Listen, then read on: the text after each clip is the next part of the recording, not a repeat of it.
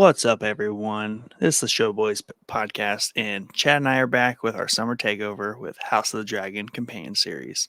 Tonight, we are recapping episode 6 of season 2, which came out all but a handful of days ago. Chad, welcome. How are you? I'm great, man. I went and swapped the modem out. Modem got swapped out. It got a Ooh. little extravagant because I'm an idiot. And we don't need to talk about that, but it was quite the process. So hopefully we have resolved my internet issues. I don't know. You got We'll see. max interwebs then, is what you're saying? So the problem is they gave me the same exact modem.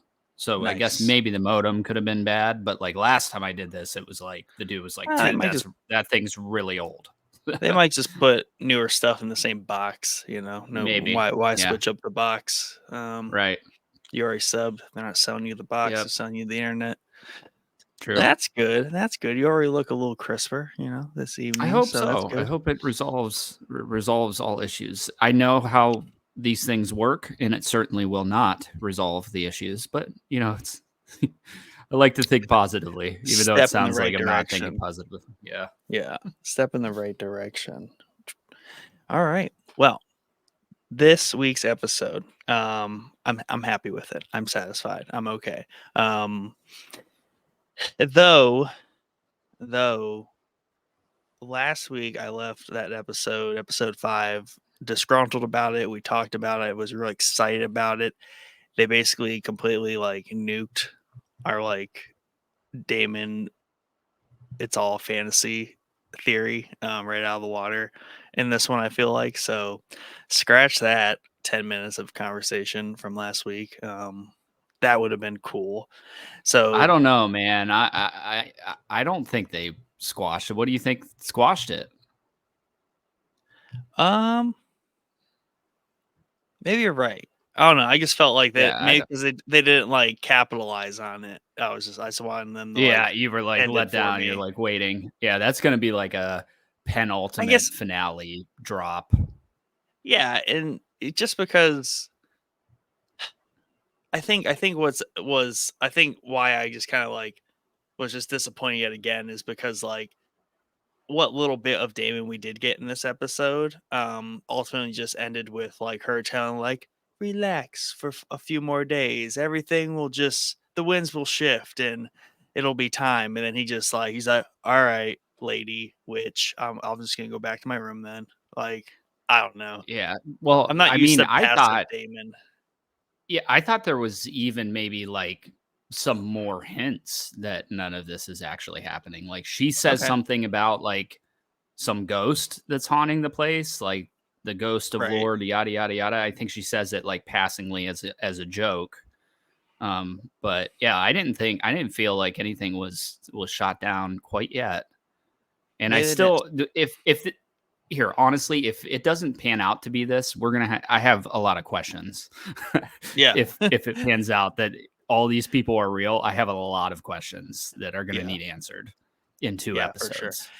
Yeah, and I think I was hoping. I mean, maybe they're definitely doing good travel times because Mr. Broom, Sir Broom, coming from Dragonstone, he's going to Harrenhal. He did not get there this last episode. No, we didn't even see him. So you're right. Maybe it is a penultimate episode. He's gonna arrive there and be like, "Boo! What are you doing, man? Nothing's here." What are you doing, bro? Yeah. So maybe you're right, and maybe I was just still let down with this is not going anywhere yet. Feeling. So it definitely has the Arya Stark faceless god feel the first time through, where it's just what are we doing here? Don't waste these good characters. Yeah, that's my biggest hang up with it, is that Daemon has really been, I mean, this could have been, even if it pans out to be none of this was actually happening, it's still too long. You know what I mean? He's been here he's been here the whole season, basically. And for such a strong actor, such a strong actor and a strong character to be stuck in a meaningless story. Man, it just has to have a really big payoff. It has to have a big payoff. And even the fact that he's in Harrenhal, which is always intrigued me. That castle's cool. The history behind it's cool. Everything we've seen with it. I mean, some of the strongest scenes with Arya and Tywin took place there, right? Hmm. Some of Arya's strongest scenes were there with Tywin. So there's a there's a lot to love about Harrenhal. It's just I don't know if I'm loving the story that they're telling here Yeah. yet. And like we said next week, if it pans out that all this shit's in his head, I'm gonna be. I mean, I'm gonna be ecstatic. If that pans out to not be true, I don't know how I'm gonna feel. Yeah, and I think a lot of it is what we were talking about last week, where they are just really steadily hitting all these story beats like every episode, and it's like maybe maybe let's not look at Damon at Harrenhal for like an episode or two here in the middle, and like let's kind of like leave us wondering what's going on with him instead of giving us kind of like the same kind of recycled scenes with a little bit random new information that will make sense probably later, but doesn't really make sense now. It's just like, just the condensed thing. Because Game of Thrones, once it really got into its stride, like it was kind of like it would pick a handful of things to focus on for that episode and completely ignore a bunch of other things. Whereas this, Right. they're doing a really good job at not dropping anything besides Otto is the only one that they are currently ignoring. But in this episode, have reference that he is He doing did things reference. out Yeah. there. So Yeah. I just think more of the story beats in this season could get that treatment where like just don't show that for like 2 episodes and let's focus on like other things. But Yeah, I definitely feel that it could have definitely benefited from maybe going with Otto to whatever he's doing, unless he's going to yeah. have some sort of twist out Hmm. of left field thing coming in, which is a possibility. But Yeah. maybe cutting some of like the small council for the blacks and showing Otto riding down a road, I almost would have preferred at the point where we're getting just the same exact thing. I do love, there are some things I love in this episode. Rhaenyra finally Yeah. slapped somebody and is like we all want to do Yeah. that. So Yeah, no. This scene definitely, this episode as a whole definitely felt much more cohesive and complete than the last episode. And if you watch the after credits, kind of making of the director, I don't think I've seen this director yet, but right away he pointed out that like the one thing he did was like a ton of shots in this episode are like arcing, like panning yeah, around the characters as they're talking. And he kind of explained that the reason they did that because they just want to make it feel like this world is turning around these characters when we're kind of in like these breathing moments what is otherwise a war. And I think they're doing a really good job capturing that because I don't really have much problem with the pacing and the lack of action even though they're in a war. This stuff happens. Like there are times where nothing's yeah, going on but we're mostly just kind of move the pieces on the board when it's, again, we have to remember this is like, Cold War level right, um warfare because we're talking about dragons here. So like no, we're not just yeah, gonna go aiming the whole entire of right, Westeros like he wants to. right, yeah. So we'll get into the episode here. Opening scene got updated a little bit. I don't know why it happens an episode late, but they finally show two dragons, Meleys and Sunfire. They're shown fallen with blood kind of staining the ground. Um, Sunfire is definitely out, at least out for the season, right? We still have not got like a hard confirmation that Sunfire is dead, but Yeah. Sunfire seems to at least be in the same state as Aegon, so we know that much. Um, and we get some like Rook's Rest references in there too. So it's weird it's an episode late, but we eventually got an update there. For whatever reason on that tapestry, I'm pretty sure they would finish that ahead of time, but um, You would think, yeah, you would think. It is a little odd that it's shifted. I did notice that. I also think I noticed that are they taking anything I think they're just adding to the tapestry because the intro seems longer than it was at the beginning of the season. correct. So, what I did read was that it did get a tad bit longer because they're basically just adding these things in. Adding. Yeah. I've not really noticed anything subtract.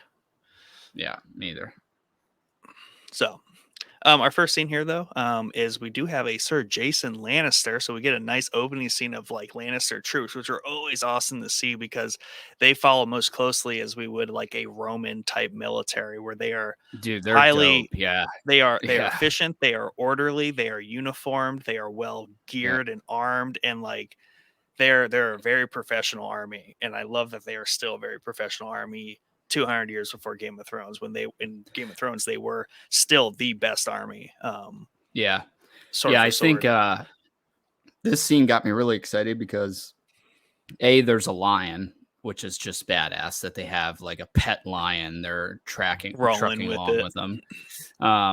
And they also played the Lannister theme song while they were rolling up. The winds, what was it called? The Rains of Castamere, that theme Yes. song. Oh, so good. Um, so good, dude. When I heard that, I was like, oh my gosh, it's like such a nostalgic song. You know what I mean? Hmm. But yeah, I was super confused. I don't is are the Lannister brothers, are they twins? Yeah, Okay, I'm they pretty are sure that was a twins. thing from season one when, like, during Okay. the tournament, they threw that out there. I'm pretty sure Okay, that yeah. sounds correct. But yeah, because So they look identical. Because it looks they look like identical. Master of Yeah. Coin was rolling up with an army.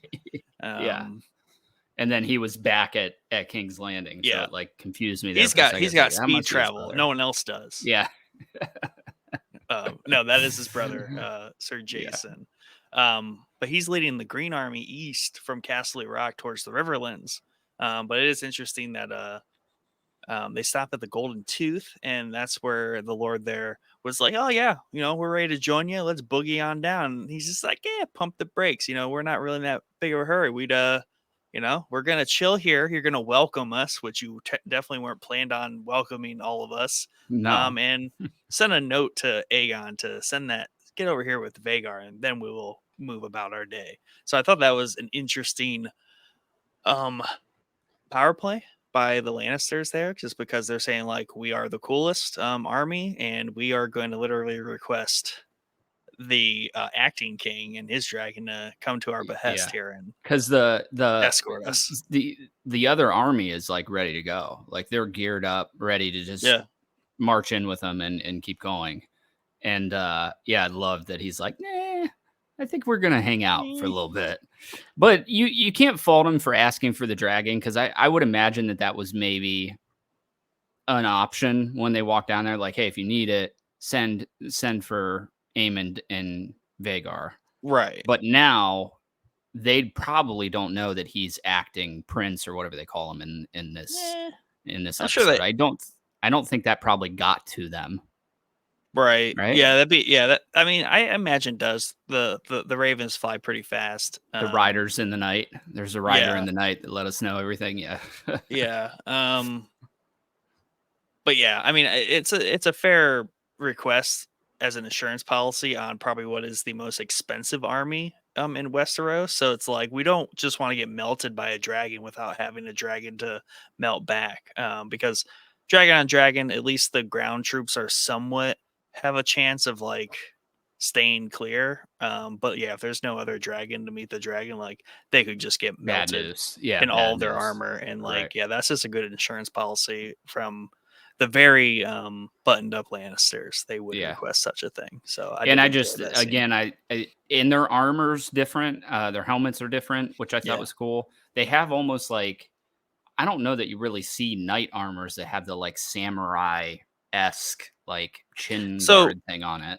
yeah, so that's what's cool about them. That is a very like Roman. Definitely take on the look of Roman soldiers, because Roman soldiers had the Yeah. armor flaps there that were kind of strung on there, which was kind of like an earlier Roman thing. So I feel like, um, without obviously like comparing it, but I feel like they modeled them differently as like early Roman versus late Roman, like how the Lannisters are in Game of Thrones. Yeah. So, which became a little bit more knighty, definitely heavier armor, more legionnaire. So, I think that they might have made a creative decision to be like, we want them to still look like Lannisters, but let's like roll back the timeline a bit, like Right. we would Rome. Yeah. Um, Yeah. so So cool. definitely a cool thing. And then again, love the lion, man. Yeah. But again, not going to help you too much with dragons, I don't think. It's cool, No. cool set piece. I don't even know that you could use it really, besides just scaring people with it. I don't think you're using that that lion in battle per I se. think it's just like it's probably a product of peacetime Lannister army where they're like, what else are you gonna do? Gonna roll around with a real lion. We're kind of like Yeah. a showboat here. Yeah. We just have our mascot with us. That's all. Yeah. You guys are just jealous you don't have cool mascots. You two fish river folk. Yeah. Um, but yeah, so Jason sends a Raven to King's Landing, instructing Aemond to bring Vagar, but Aemond isn't like really thrilled by that at all at this small council meeting. He's just kind of like, who is, why am I still getting like petted around and requested? Maybe he did. Obviously, maybe he did not get the memo that I'm King Regent over the land here. So Aemon here is definitely trying to Feisty. He's feisty. very feisty. He's really trying to assert his way about things, like even going in so far as saying like he's being very pragmatic in this episode for sure, as he kind of like really steps into his own, and he's kind of like, yeah, the triarchy, let's like buddy up with them so like we can get rid of this blockade. Like if the poor people are upset, it's not our fault, it's Rhaenyra. Yeah. She's got the blockade, Yeah. duh. Yeah. So he has a very cool and pragmatic outlook on things, but it isn't um the most kind of like negotiable No. requests of him. No, definitely not. Yeah. I don't want to compare him to Joffrey because I think he's less psychotic than Joffrey was, but he's in Right. his orders. He's very Joffrey esque here. I think that Aemond has more Joffrey features than Aegon ever did, right? Like Aegon was just kind of like a drunk, basically. I really they're kind of like Joffrey split Yeah, in some capacity, but I mean, I don't know. I don't really see too much of Joffrey outside of being like the king, right? And just not caring about what anyone thinks. Aemon does have good decisions and good tactics and is well learned. yeah. He almost reminded me more of like a slightly more hot-headed Stannis from the original series, where Mm, he's like that military commander. He's going to spout out the orders, and yeah, people are just going to follow. But he's a little more elevated. Stannis was always like chill about the things he yeah, was doing. You know what I mean? yeah, He didn't get real worked up for much of anything. yeah. So yeah, I got to be honest. I think some of the strongest acting from Eamon's actor here are these scenes in this Hmm. episode. I think he was great, especially his episode with Allison or his scene with Allison, which was Yeah, just like a slap in the face all around. yeah, we kind of get a super cut here for Amond where he's, running that council meeting. Really, everyone's just kind of shut up. And he's putting everybody in their place in terms of just like, hey, I think that's what we should do. I don't really care what you guys are really making this overly complicated for. He sends Chris and Cole to Harrenhal to attack Daemon from the east while the Lannister army attacks from the west, all while saying, I will come when the time is right kind of answer there. So, he is kind of diplomatic, but there's no bending um Right. him. Yeah. And I think a lot of that is like he sees how sad, pathetic, like maybe his father was, maybe less his father, but more so like Aegon, his brother. And because he knew how much everyone tried to control Aegon, even him himself. So he's taking the opposite approach and being like, no one is going to bend me at Yeah, all. and I honestly think that is the driving force for him Yeah. kicking Allison out of the council. Like that's a hell of a power move there. I think inner family power move, because she is probably in some capacity trying to control Aegon, right? And she was Yes. certainly trying to control Aegon, but I don't think that she has the willpower or the fearlessness to do that with Aemond. And she maybe is trying in this scene a little bit where she's trying to say like, the stuff that happened to you as a kid, is it not over with yet, or whatever she says, something along those lines. and he just really wants nothing to do with it. He's like, you know, you're no longer needed here. I was like, Yeah, damn. yeah, he's basically, yeah, like, you know, go do some more domestic like things to do Yeah, about the castle. I mean, again, just so pragmatic, and like it's almost like nothing personal. It's just like he's literally like, you're kind of just been a helping hand, while very, you know, the realm is very gracious for your assistance in these times, but you don't really have an official title on this right. council. Like, why are you here? Yeah, Bye. Thank yep. you. I loved it because it was almost, it was cool because it was a parallel between Alicent and Aegon scene where she just wrecks Aegon, basically Mhm. telling him like, if you want to Oh, do yeah. what we need you to do, just do nothing. You know what I mean? And it Yeah. was almost like flipped there, where Aemon was kind of pulling that on her, like we literally need you to do nothing, so you Yeah. can just leave the council, like go do your domestic affairs. Yeah. Yeah, and they get, yeah, Aemon got some really good scenes in this Yeah, man, episode for so sure, and good, obviously the second scene here, right off the heels of the opener scene, um, just so clean, so good. so good. Yeah, You know, kind of a super cut. I was really happy that they just went right into like that conversation right after the council meeting without like great. a cut. That was a good decision to keep And that kind of also rolling. loved that they chose to shoot from the side, just showing Eamon's like eye patch Yep. only. It was Hmm. just a cool shot as they're sitting there. So, yeah, great acting in the scene. I mean, the acting here has yet to disappoint me, at least. So it's always on point, but it was especially on point in these early scenes.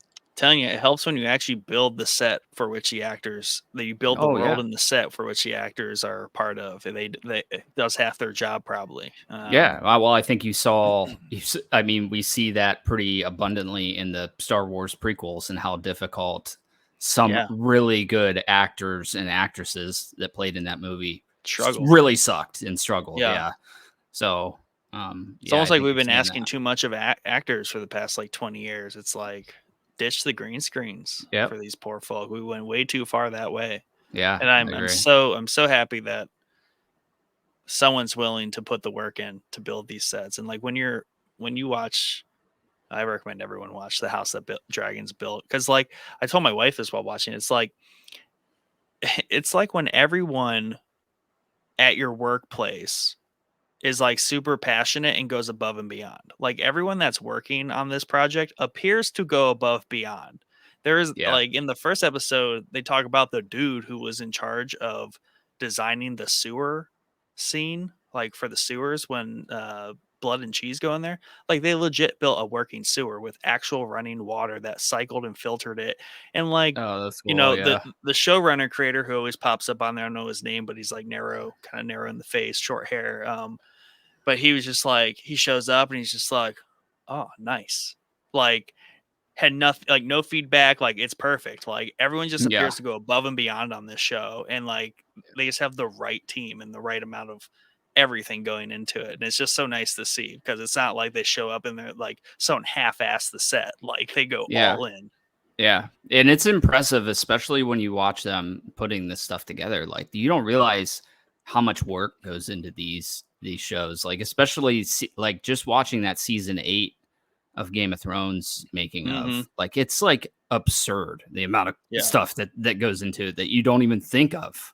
Like you don't even think about the piles of snow that they have to lay out perfectly. Like it's just not even in your mind. The piles of bodies they had to do for Battle of the Bastards or Yeah. that stuff. Like I mean, it's an immense amount, and it shows in the end product. I think it Yeah. shows Oh, abundantly, for and sure. it's, don't get me wrong, it's cheaper probably. I don't know if it's cheaper, but it's far easier to take the Star Wars prequel routes, right? Far easier because you're Yeah. not To some building these degree. sets. Yeah, Yeah, for sure. Yeah, yeah, exactly. In times of like investment and stuff. But obviously they plan on keeping this series around at least a couple more seasons. So might as well have it. And like they right. said, they expand on the sets from last season. Obviously built brand new ones. But they even like have mentioned where they've saved money by having a painting of King's Landing out of the small council chamber window instead of putting that in, you know, with green screen, blue Yeah, screen. So I mean, they're still being very conscious of cost and all that stuff, but like just putting it where it matters, which is just awesome. Yeah, yeah, I agree. I think that it definitely shows in the end product, and you can almost tell from season 1 to season 2 that they are adding on to the different sets Yeah. because there's I is there any mention of the volume stage I think thing? they ditched it completely. Did they ditch it completely? Okay. That's what I was wondering because that is basically I haven't seen it at all, I don't think in this No. entire in Yeah, this not entire that I can tell. season. They haven't talked about it. I mean, I Yeah. think that was like a really like after the Mandalorian, that was a real trendy thing because it is efficient and convenient. Disney still obviously uses it a ton. Yeah. But I think it like we saw with season 1, and this shows a perfect example. There are limitations that it has Yeah. versus real sets and like especially our big vista Right. scenes where it's like Yeah. you really can't digitally like it works sometimes, but when you're panning and like doing that, like I think it's a great option for like the distance, background, backdrop type stuff. But if you're like moving about, like it becomes apparent you're in this virtual reality that isn't Right. real. And they Yep. said it in this show, especially when they're talking about they when they did the top of the wall, they're like they built the set like really all we had to do was throw the sky in post and like that we're done. Yeah. Um Yeah. Yeah. That's cool. I'm glad they ditched it. Not to say that season 1 looked outrageous or anything no, like that. I don't think it looked terrible, but it definitely and we commented it when we did the companion series for season 1, several go scenes that watch it. was like something was just off, Hmm. something was off in specific. And it's cool to see them adjust that and hear that feedback because I'm sure we weren't the only ones saying it. Uh, and the feedback on Damon's dragon, seemingly, even though we really haven't seen him flying all that much this Right. season, unfortunately, it did seem corrected when we did see him take off from Dragonstone. So it's cool to see him adjusting to that stuff. And I think the end product is better because of those adjustments. Yeah. Much, much better. Um we have Rhaenyra Council of Dragonstone. She's basically explaining how she needs dragon riders to her council now. So we get some more tired pushback from her, all of her council, where they're basically like, "This is insane," and they pick a Sir Stefan Darklyn Targaryen. So Darklyn's here, away back in the lineage, do have Targaryen blood in them. And I love the library every time we see it. I love the Dragonstone library. It's one of my favorite places in Yeah. this whole series so far. Like Mm-mm. every time I see it, it's just awesome. It also reminds me a lot of Valheim because it's just like pure stone, has that look about it. Everything's kind of like worn. It also has a very big Skyrim. Dragonstone is very Skyrim to me, which I love too. Yeah.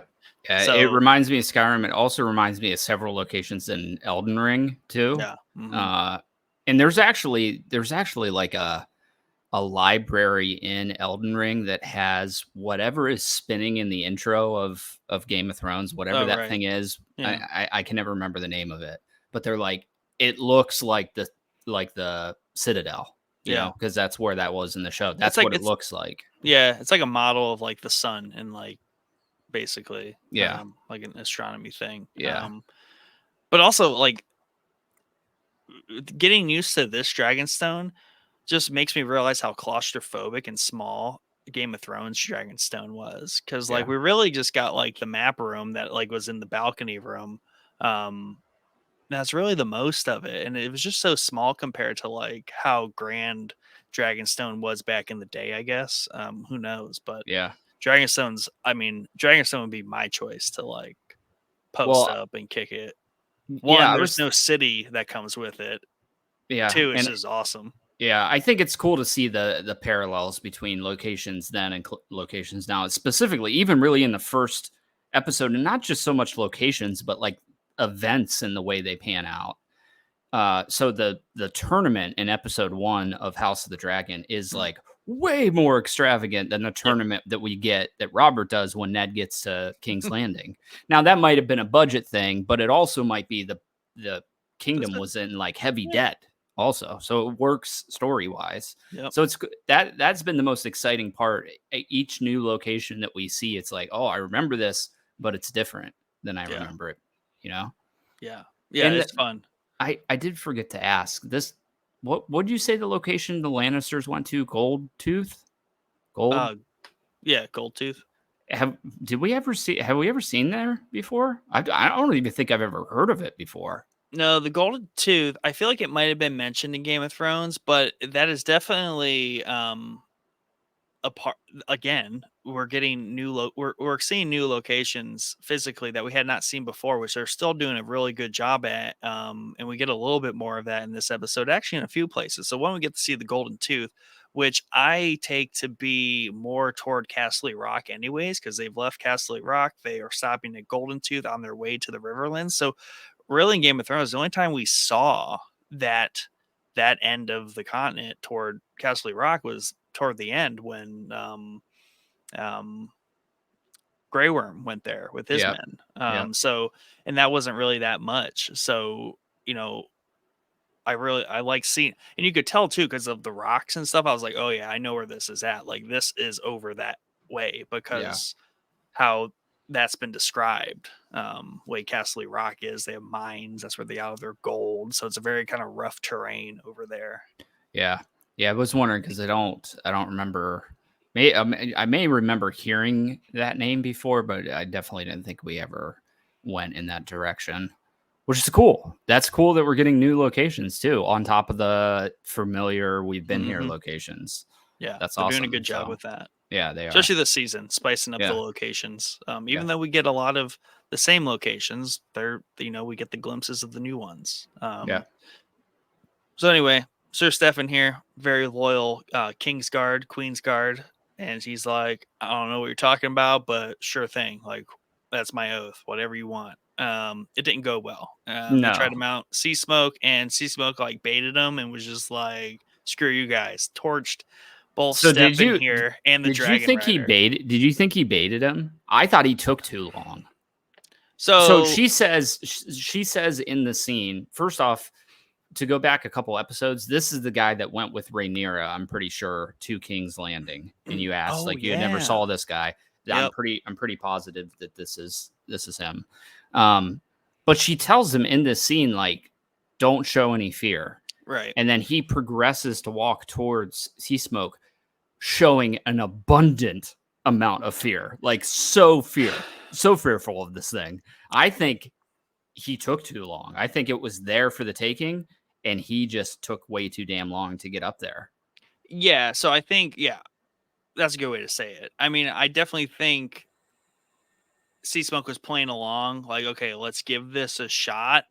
But I think toward the end there, he was definitely like, yeah, no, you know what I mean? Like halfway through that for sure, like the whole like careful approach that he took, I'm like, yeah, this dude is going way he's not doing it the right way. Cause I like, I thought it was funny, dude. I was like, she told him not to show any fear. Look at him. He was like slowly yeah. creep. It was like an obnoxiously slow, Hmm. long scene of him creeping towards the dragon. I'm like, oh my gosh, this is not Yeah, going and to I end wonder well. if it's just like you're committed at that point. Like if the dragon keepers weren't like, all right, this isn't going well already. Like, dude, we just need to Yeah, back off. yeah, yeah, Yeah. yeah.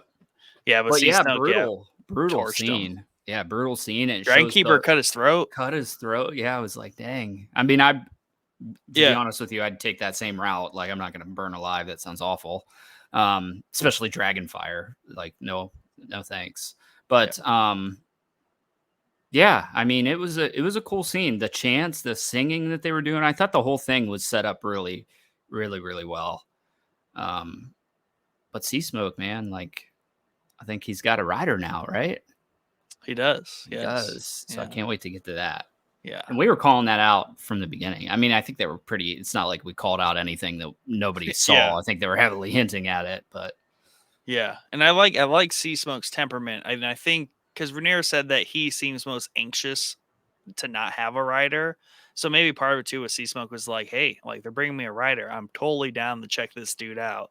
Checked him out, didn't like him, torched him. yeah, So yep, he made up his mind. And I think that helps push um what Sea Smoke ends up doing at the end of this yeah. episode. Because maybe he was just like, yo, like I do want a rider, but like Well, WTF, that ain't the I guy.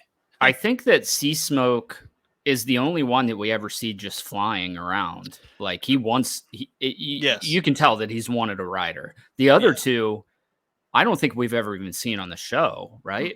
They're I don't. sleepy dogs. They Yeah, just, I think they just hang out in the cave there. they're chilling in the cave. So he's always any scene that we see with a riderless dragon has been sea smoke, I think. Correct. Correct. Yeah. So yeah, you can tell he's anxious Yeah. to get another rider, but not this guy, obviously. Not this guy. This poor guy, man.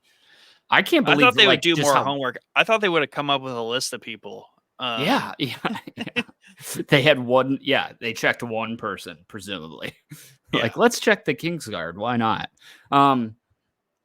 I just thought it was funny how willingly he was to go in on it. He's Nah, just all about his oath, I it's guess. his oath. Like, death is not a problem. Yeah, Dragons are scary, but like death is not a problem. yeah. I mean, And Damon. also, I do have to point out, like, even after the twin sneaks on to Dragonstone wearing that armor, she still has not changed that fucking armor. Like, can we dye it something? Spray paint it? They got spray paint Yeah, back then. Can we spray paint it black or something? Like, yeah, we got to differentiate it. yeah, just like one pauldron, like Yeah, something, just yeah, something, one thing. Yeah, or like a necklace. or the I don't know. cape on it. Anything. Ooh, a Yeah, new cape, but a it's the new white red cloak. cape. They Yeah. might be those Kingsguard might be really sensitive about the white Oh, the cloak white thing. cloak. Yeah, you're right. Yeah. They're Yeah. real serious about that stuff. So Yeah. they're probably, I mean, they're probably having side meetings about this, and they're like, "We are not changing our armor at Yeah. all. Yeah. That is not right." And they're like, gotta do something. Shave all your." That dude had no facial hair. I don't know. Yeah. Yep. It's like one of those things in like a big company where it's like, "We gotta do this thing," and everyone's just like, "Can't do it. Can't do it. Can't it? Nope, Yep. just not doing it." So we head on over to Damon's Harrenhal life. You know, his retirement over at Harrenhal. Definitely more hallucinations, dreams, reliving moments of his past. I do like that we get Patty Constantine back for some action here in the throne room. And I like how Damon starts the scene where he's just like, "You seriously can't still be upset about Yeah. that." Yeah. And I think though he's talking to himself, because I think he's realizing, I think he's very self-conscious that these are his woes, his past, Yeah. like haunting him, and he's like talking to himself. He's like, I'm seriously still hung up on this, which is maybe Yeah. progress. I don't know, maybe. Yeah. I think. Yeah. I kind of took it that way as well. I think that he was talking to himself in that scene. But yeah, it's cool to see Patty back. I love Patty. I missed him. Great actor. This scene though, I couldn't quite tell if it was reshot or just repurposed. I think it might have just been repurposed. I'm not 100% sure. I don't think it was reshot. I could see Patty's part side of this being from From the already OG. done. Yeah. Yeah, and then not that we saw it. Unless maybe it was like very bar for bar what we saw, but I think it was different enough. And maybe it was just like they already had filmed that, but definitely Damon's part is fresh Damon this says. season. Yeah, Yeah. yeah. But yeah, it Damon did have that says. feel where it did feel disconnected, but it's also a dream and it should be disconnected. So it had a cool effect on it because it still Yeah. felt a lot like he was not there talking to Patty Yeah, at all. the only thing that made me think that they did reshoot it was his like crying at the end after he gives his spiel about naming a new heir, and then he like Mhm. leans over and cries, and then he leans back and hits his what am I looking? What's the freaking hat they wear? The crown. Crown. Thank you. The crown on the thing, and then takes it off. That's all new. I don't remember that happening in the original scene, the crying or Right. the leaning back and hitting the crown thing. So, because I remember him like cutting himself on the throne after Mhm. that scene is what I remember back then. Oh, So okay. maybe Yeah. they did mix it or splice it together, or maybe they just reshot it all together. It sounded pretty word for word, tone for tone from the original scene. So I don't know. Right. Yeah. No, yeah, definitely a cool scene. And like a lot of this has, leads Damon to and this one was cool because he kind of like woke up. he was trying to get out of the throne room, and like finally gets the doors open, but he just kind of bursts into the dinner room here where Sir Simon hangs out.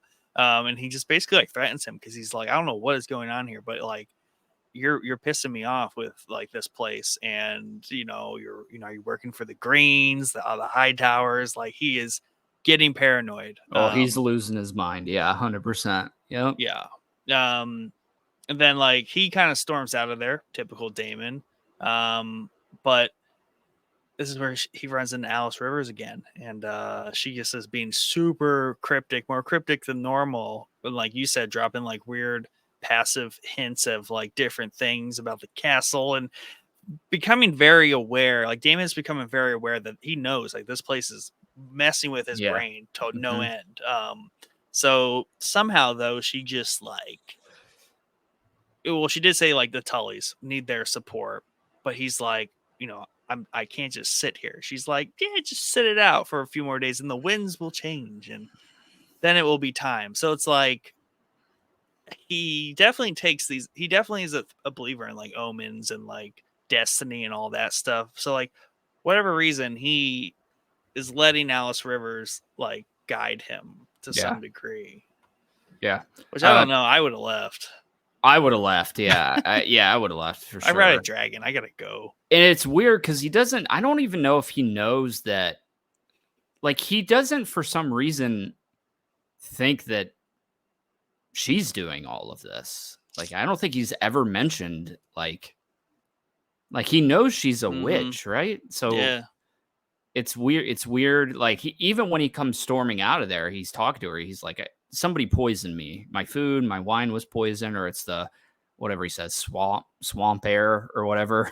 Yeah. So it's just so bizarre to me that he doesn't like. Wait a second, there's a freaking witch standing right in front of me that just randomly called an owl out of nowhere. Like Yeah, that was maybe funny. she's responsible. But yeah, dude, she creeps me the hell out. I don't know what it is about her. She's just got a very creepy vibes about her. And I think the owl thing helped drive that home for me. Like she's just creepy. Like I don't know how else to put it. Yeah, and she knows a lot about a lot of things too. Like even talking about like House Tully, how the river folk are. Like she's just very insightful here, and she has a spell over Damon for sure. Yeah. Something is afoot here. Yeah. And I think it's kind of witches just freak me out in general. Like that's up there with like the xenomorph from Alien. Like any kind of witch shit, dude, it's just trips me out. And I think that's because I saw the Blair Witch at such a young age Yeah, that was like ingrained in my brain. So like I don't go into the woods as an adult, and I'm scared of witches. So that's probably from the Blair Witch Project when I was younger. But yeah, she creeps me out, and I'm also thinking about the uh and I can't remember her name, the red woman from the original series. oh okay, yeah. Is this are they all like 900 years old?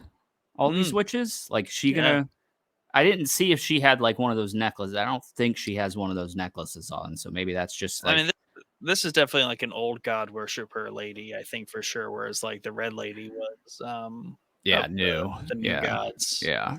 specifically the very murderous fiery one. But yeah, that scene in the original series was quite traumatizing for me too, because that was creepy as hell. She takes that necklace off and she's like this old, withered Yeah, old lady, which just creeps me out. But just can't trust them.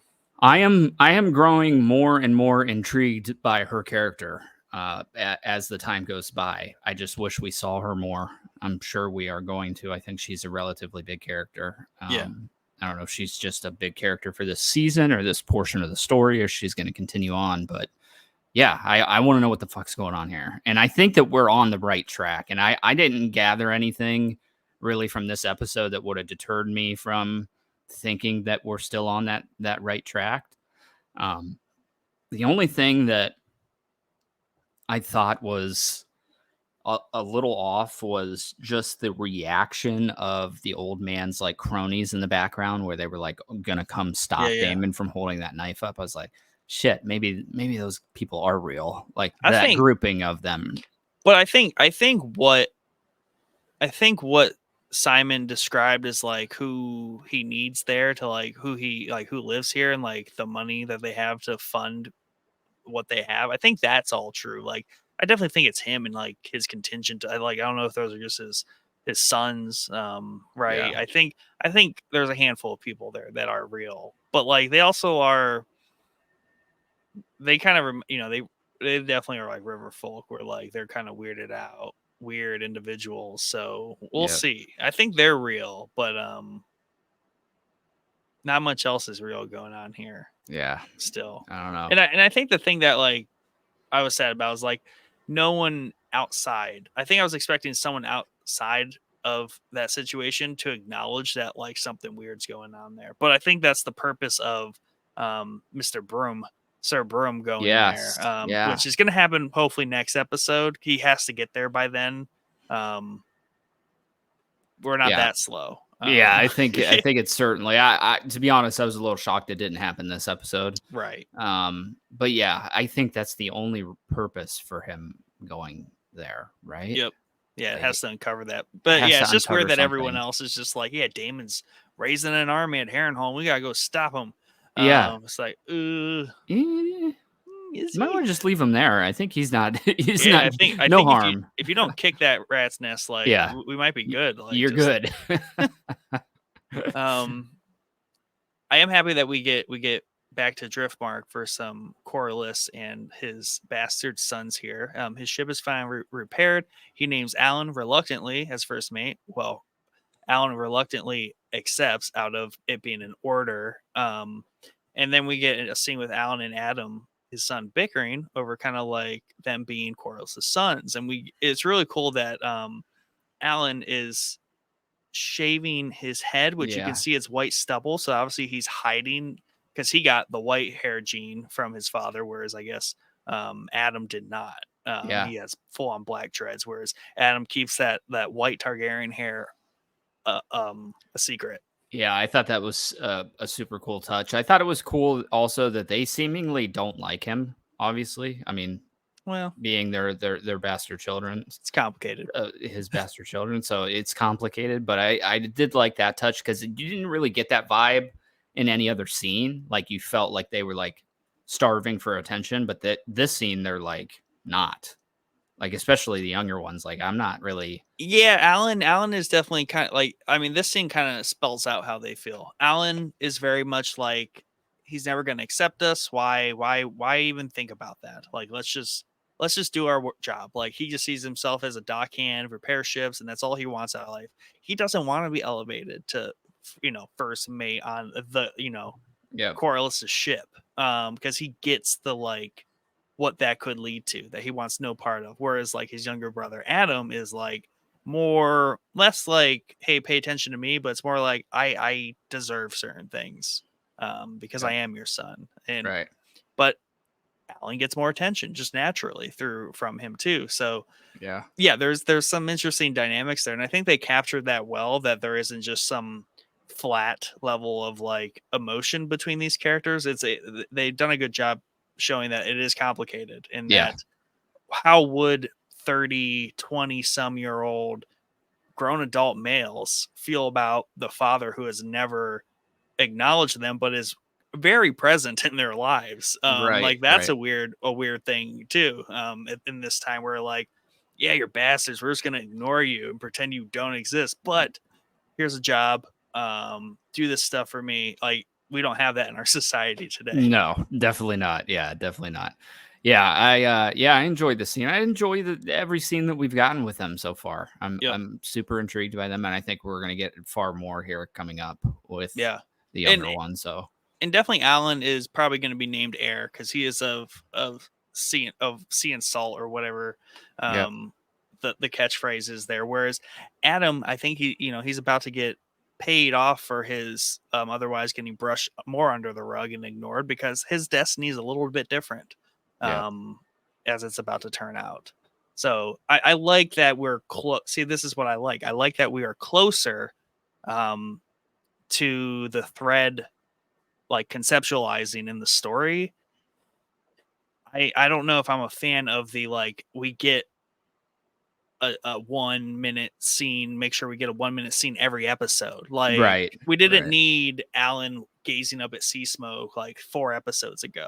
Yeah, yeah, I agree. I mean, I get it, but like, I think it's just like the difference between how they did Game of Thrones and how they do this. Yep. It's worth a shot, though. Otto is still out there. We know Otto is still out there, and they're not giving him any attention, and we don't like that. So we are I don't like that, and contradictory there. yeah, and I'll tell you exactly why I don't like that, because I love that fucking character, and Yes, he did this in season 1. He was gone off for several episodes in season 1. He didn't need to have this happen again in season 2. he's Uh, the hand that always isn't. yeah, yeah, the hand that always isn't. I love it. Yeah, I just maybe, like I said, maybe the purpose for this one, because there really wasn't a purpose outside of just taking him off the show for a couple episodes in the first season.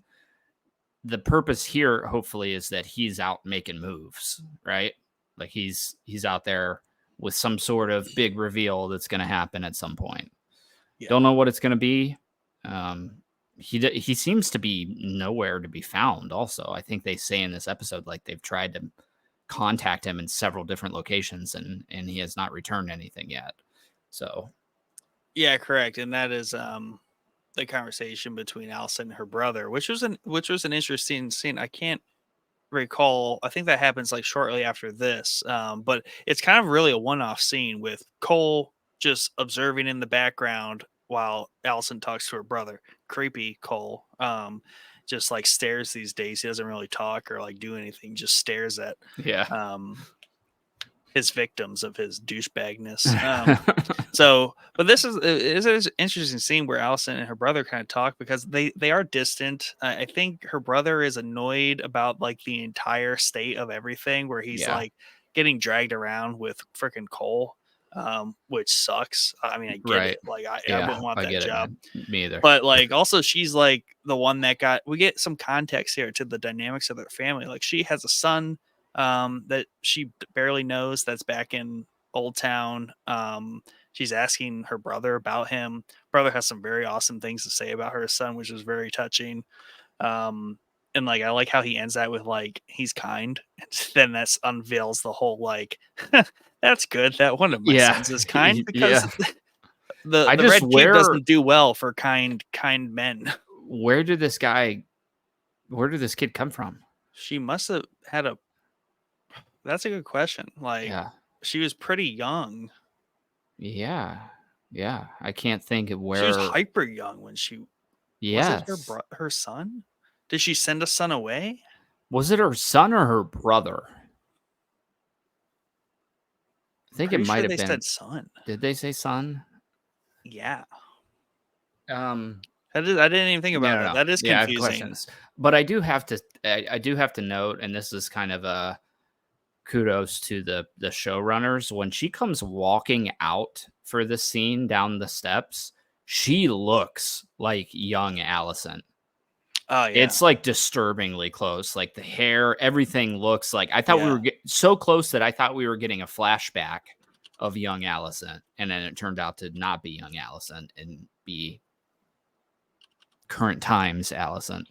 So great job on the makeup and the costuming there, because it was freaking on point. Like if they do such a good job making the old actress look like the young actress that you think there's a flashback coming, someone's doing their job right. Yeah. No, yeah. And I was thinking the same thing about Rhaenyra in this episode, even in like this image here for our thumbnail. Yeah. Like both of them look remarkably good. Yeah. Um, in this stage of the season, particularly for whatever reason, where they are becoming very reminiscent of their original actors. So like it's Yeah. just insane. It's it's wild. It is. So here's what it is. Aegon the Second, obviously, is her oldest, currently half burned, half dead. Helena, then Aemond. She has a fourth son with Viserys, Darian, um, who they send to Old Town for his education. So he's raised there, completely removed from this entire situation. Interesting. I don't maybe we knew that. Did we know that? I don't think we knew that.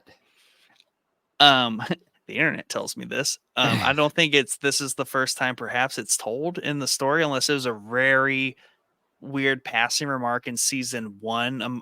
It might have been mentioned in season 1 though, because Maybe there's a lot there's of a lot of birthing going on in yeah, season 1 as they had to yeah, physically make these characters. right. So and that was So yeah. is he the youngest? Yeah, that was an order of age. That was in order of age, so he's the youngest. Gotcha. This would have Okay. well, we would have seen him because it would have been the We had babe. to have seen him. It was Yeah. the babe, like the real baby when Viserys was dying. Remember those scenes where I remember there being a scene where Viserys like wanted to see his son, but I might be confusing those with Rhaenyra's children, who he also was very fond of. So Yes. Yeah. um Yeah. See, there's a lot. We had to have seen him in some capacity, depending on how much younger he is. yeah, Does it right. say? Does it say on there how much younger? I don't want to ask that because I might get like a death Yeah. Yeah. Yeah. Yeah. Don't do that. reveal. Yeah. Yeah. Yeah. Yeah. Don't do uh, that. Dies. Because we saw the kids a lot, especially in Yeah, the second half of the season when the older actresses came in. We see them pretty much grow up. So he's probably in those scenes somewhere, and we just missed I it. wonder if she was. I wonder if she was pregnant when Viserys died. We'd have to go back to season 1. It's got to be in there. Like she was either pregnant by the end of the season or it happened in one of the time jumps. Yeah, and she sends him away because it's wartime and she needs It was the before. It was babies out of there. Same that Rhaenyra did. Yeah, maybe yeah, or yeah, for whatever reason she sent him away to get an education while these dingoes don't. yeah, Also, it could be they do that because it's the youngest and has the least chance of being any sort of king airship, because so it's like you might as well go get an education instead of like dicking around the Red Keep, which is yeah. True. notoriously terrible for children. Yeah, yeah. Right. So, but yeah, very unsafe environment for children on Yeah, yeah. all Not great. levels. Not great.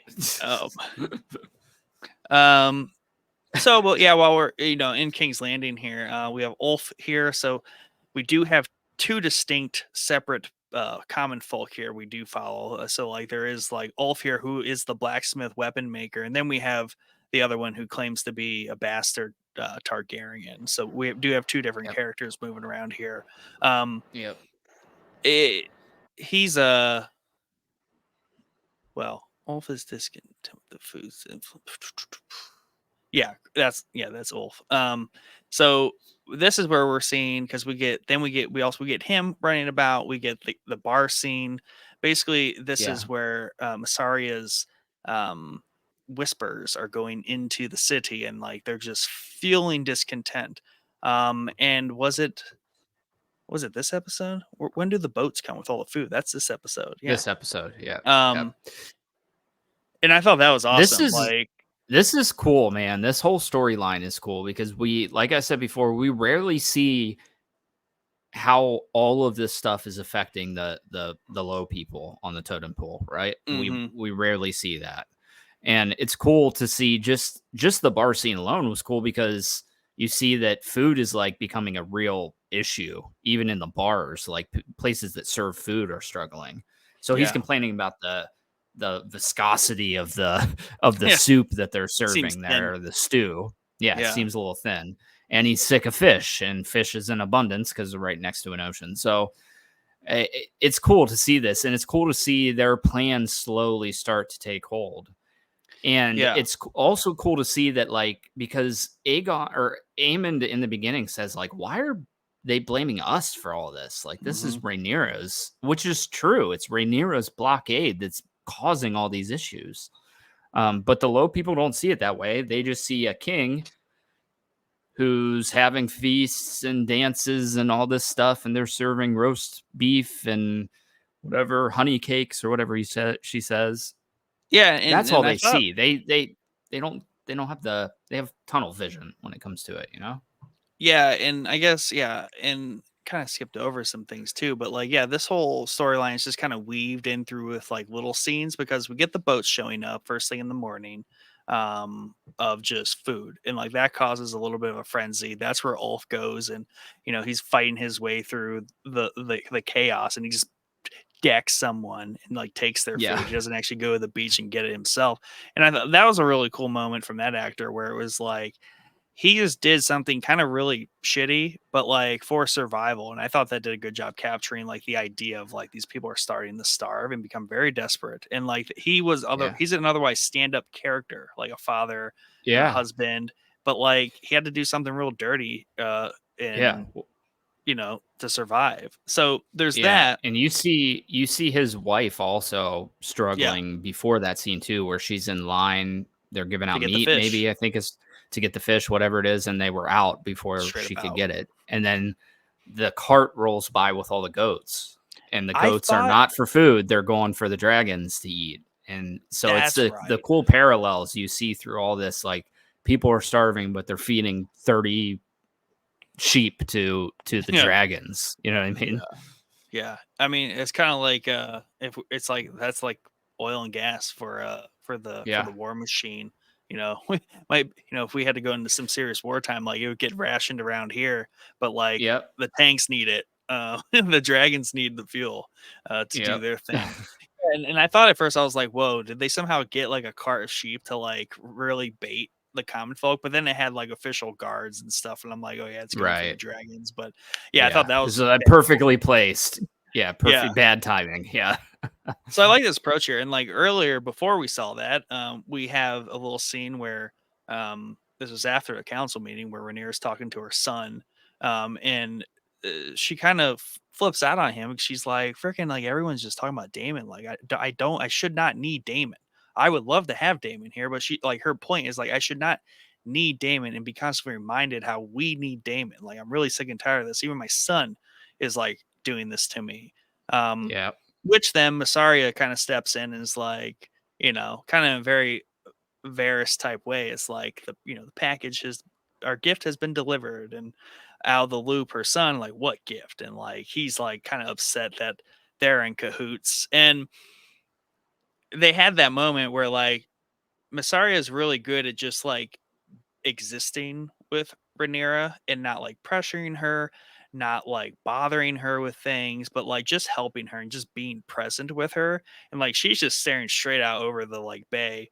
And like in that moment, you could tell that Rhaenyra like recognizes like this person is being just like what I need right now, versus everyone else is just being a real piss poor um advisors, whether it's my son or like dude who I have to smack because he just won't get off my case about the dead Kingsguard. Yep. So Yep. I thought that was really cool. Obviously, that pans out that that evolves later, but they did a good job to kind of show all that groundwork being laid. Yeah. Yeah. I agree. Yeah. It's cool. It's cool. The weaving here is starting to get very intricate too, which I appreciate because that's something that Game of Thrones did very, very well was weaving everything together and these little threads coming together into bigger threads. And Yeah, I think they're doing a good job. They're doing a great job of it. So yeah, and this paid off nice too because yeah, it all kind of like comes together, and there is a riot, and they're primarily mad at the royals, and this is what was said in the council meeting was like the small folk like they look to who's in charge to like fix their problems. Get to it, Amond. um you know if, if you want them to blame Rhaenyra, you got to make her queen, so then it can be her problem. um yeah. but And really, that's the uh way it is. Even in our world, that's the way it is. Like gas is yeah, $4 a gallon. Thanks, Biden. Like I'm pretty yeah, sure it's far removed from him, right? But yeah, so it makes sense that's what they where they would focus. And it's also true that they probably don't even know that Rhaenyra is causing the blockade. They just know that they're not getting food. They might not even know there's a blockade, to be honest with you. I think they know there's a blockade, and like they know it's like that, but they know it's again because of the rumor mill, right? Like who's the rightful heir to the throne? Like there's definitely reinforcement on the streets that like the high towers and their like dumb children are not supposed to be in there, and there's like a coup Right. that happened, right? So Yep. that kind of reinforces like our real queen is actually out there sending us food. Yeah, she's blockading us, but that's because you guys kicked her out. If she was our queen, like we wouldn't be in this situation. So I think the story is shifting. The winds of the narrative Yeah. is shifting a lot, and Massaria is completely to credit or blame for all of that. Yeah. And Alicent, coming off of obviously terrible relations with Cole, her son, her brother, like she goes to the one child she has left that's like coherent, and that's Helena. And she kind of asks Helena to go, Arguably coherent. she's I don't know here. if She's she's ever just really coherent.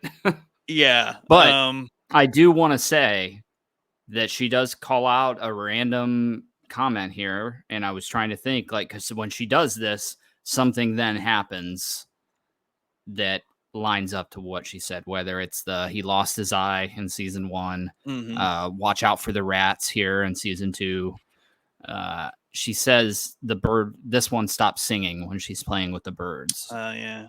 So I'm like, what could that mean? Like, who's singing? Who could be considered singing?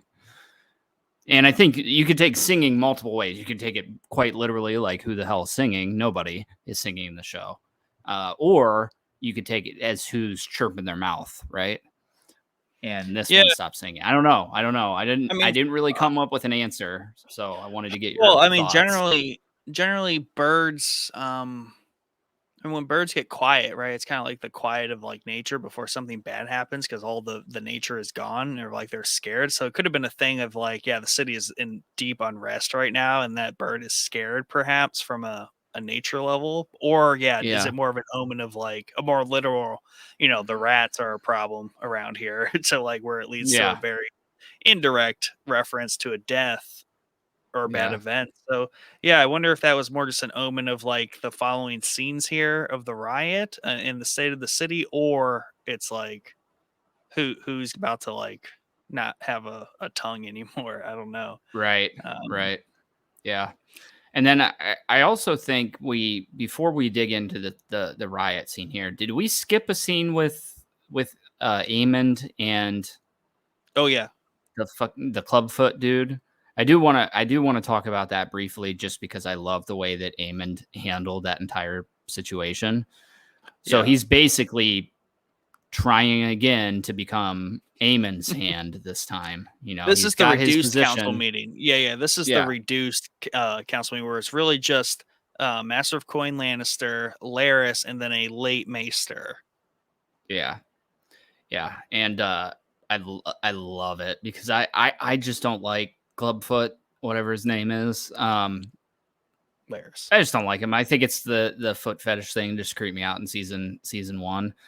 But just the fact that he like is so proud of himself in a split second, where he thinks that, because Eamon says something like you'll handle it, and he's like, I would have never thought this position would be for me, and he's like, no, contact my grandfather.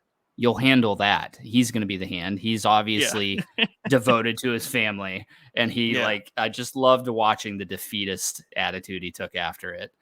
Yeah, So and yeah, I that just and had that to is break that.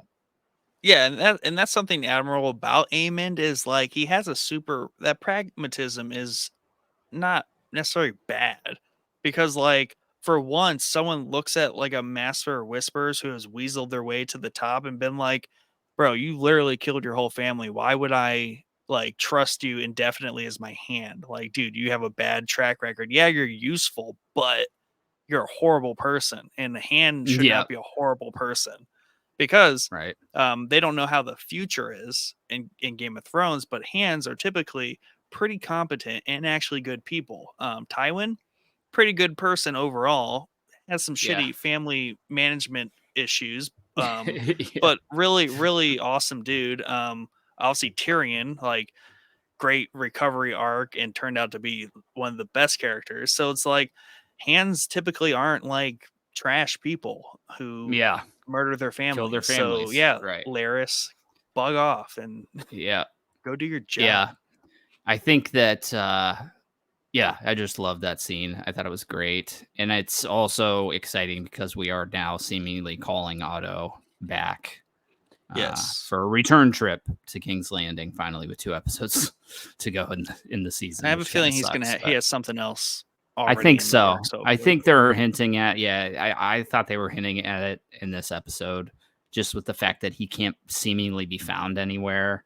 And then they Mm-hmm. also call out something happening in Old Town too, right? Like some sort of scuffle going between families or something.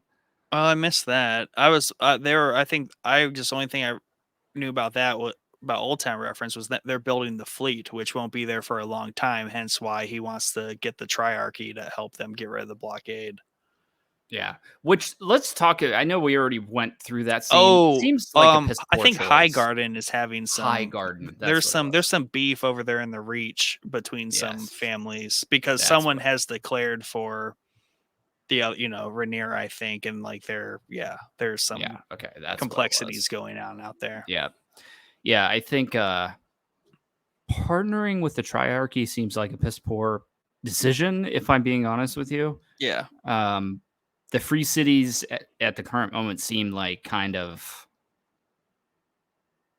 I don't know, they're like pirate cities, it seems like yeah, at the current moment. yeah, And correct. well, that was really the villain of season one was the Triarchy. Yeah, and I So think the Triarchy is more like a syndicate of like pirates, right? That just operate out of the free cities, and it might be maybe some directly involved free cities, um, but like Pentos is an upstanding place, right? That's yeah, where we get um Damon's. Damon's daughter, Yeah. right? We have that scene too, which we'll talk about.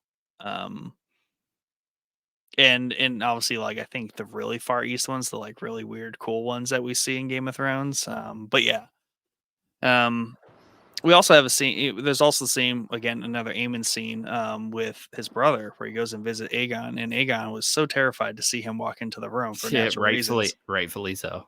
And he's just like, I don't remember anything, bro. And he's like, yeah, I know you don't. And he gives him the meeting room sphere. I'm not sure to what end, but he uses that to kind of like press into him and he leaves it with him. I don't know if that's just like a goad because he's like, here, take this since you're not dead. It's Yeah, technically yeah, yours, but have yeah, fun making it to the small council room to use it. yeah, yeah. I don't know what that. I still don't even know what the hell those things are for. Is it just It's for just them to to check acknowledge. in? Yeah.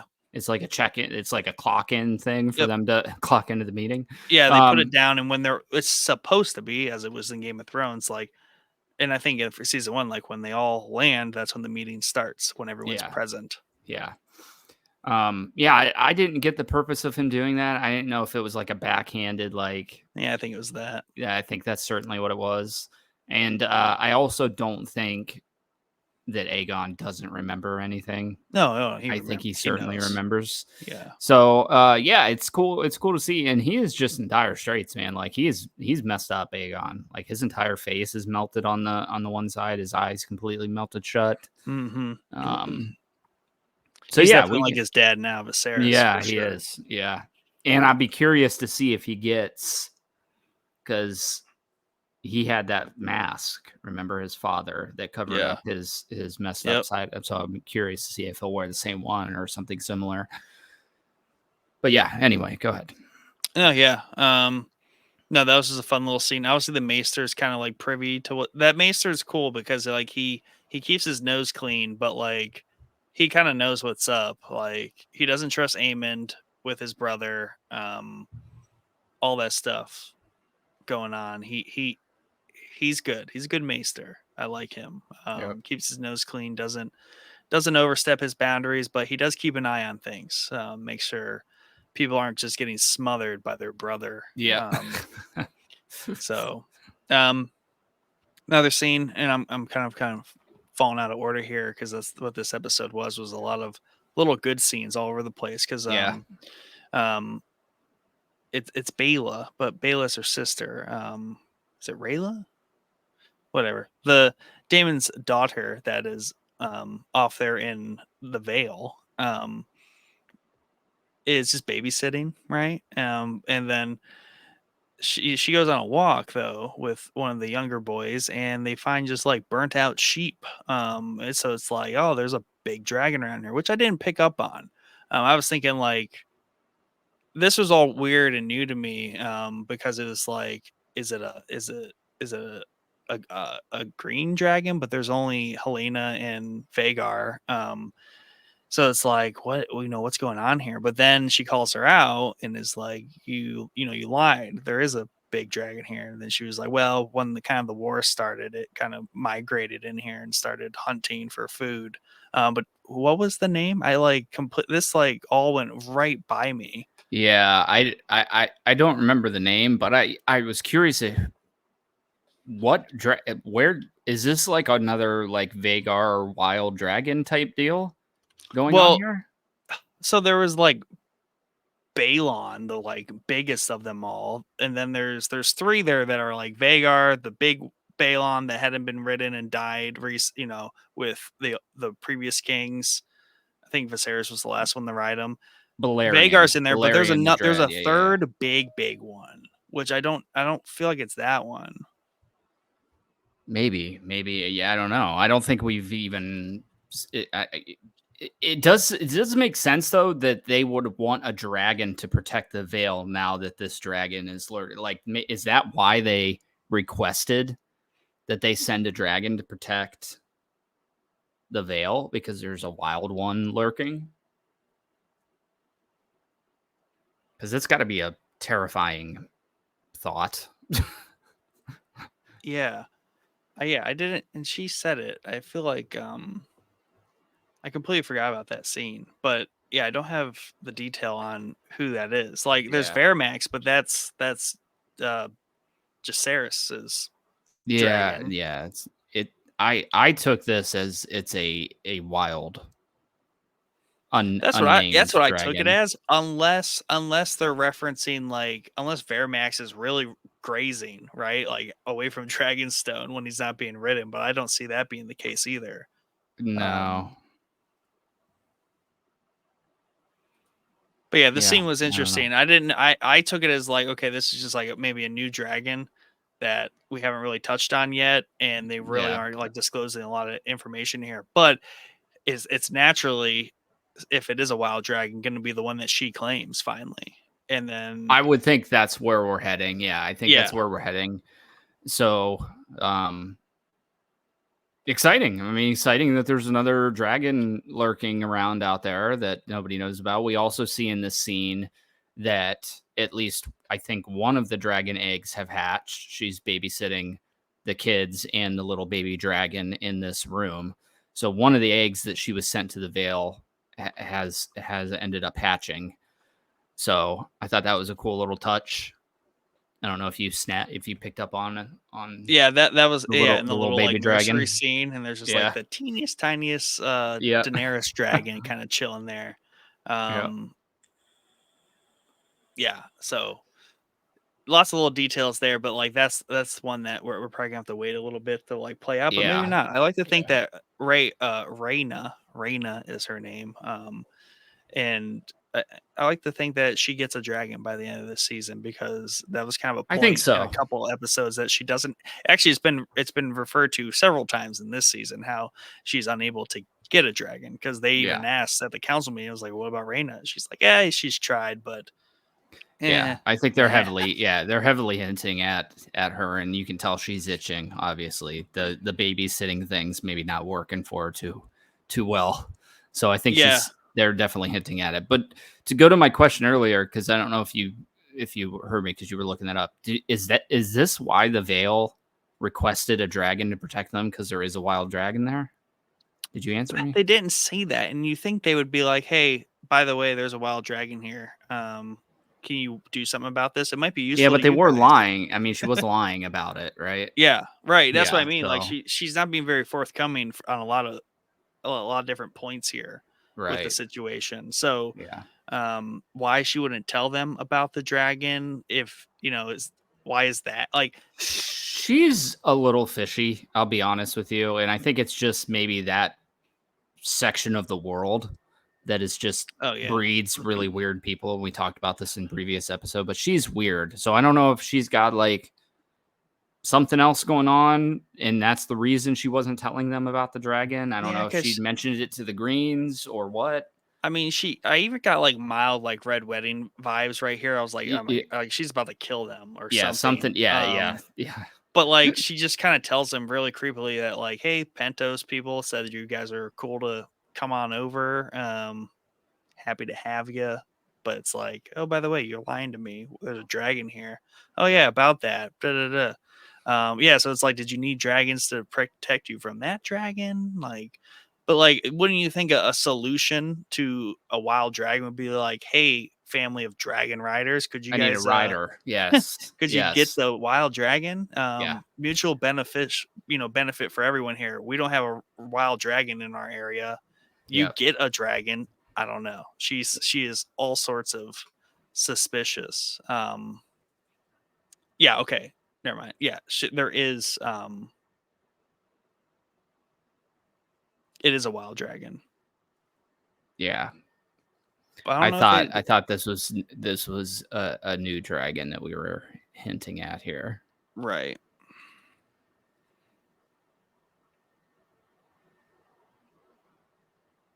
Yeah, that was kind of tossed in there. Yeah, and I don't think we get a name, but I'm very concerned though about this whole Pentos thing. Like I don't trust her. Like I feel like she's not going to let them leave. I don't know. Yeah. Wears me out. Um, but here toward the end of the episode, we have Sea Smoke. Well, again, we have Adam here on the beach doing some evening, I guess, crab, some sort of fishing here in the sand. I don't know if they actually show what they're getting out of the sand, but Sea Smoke comes blazing through, doing a bunch of Yeah. passovers like real close, and comes Yeah. very clear as Adam runs. Which I was surprised he instantly ran. Like he'd be. I mean, maybe that's a natural reaction because it's a dragon. I would fucking think, yeah, that's a natural reaction when a dragon's I doing guess. passovers of your beach. Yeah. But he's like obviously eyeballed this dragon before. Like he's got a thing for it, but maybe he doesn't know Yeah, it yet. but he eyeballed him from quite the Yeah, distance. You know very what I true. mean? Very It true. wasn't doing these like antagonizing runs Yeah. across the beach.